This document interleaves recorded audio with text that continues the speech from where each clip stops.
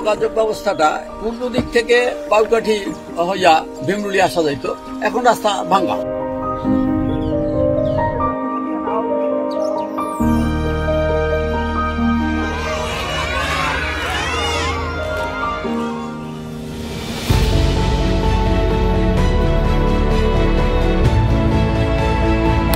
লাখ টাকার কাজ যদি টেন্ডার হতো, ওখানে 40,000 টাকার বেশি কাজ হতো না, 60,000 টাকা পার্সেন্টেজে চলে যেত। পার্সেন্টেজটা এখনো আছে। প্রতিবাদ করেছেন এবং তারপরে সেই অবস্থাটার অনেকটা পরিবর্তন ঘটেছে। তাদের মুখের ভাষা একরকম, কলমের অবস্থা ভিন্ন রকম। গত 54 বছরে আমরা খুব ভালো স্বাস্থ্য ব্যবস্থা পাইনি। একজনের উপরে একজনের আঙ্গুল হেলনিতে জালগাড়ি চলতো।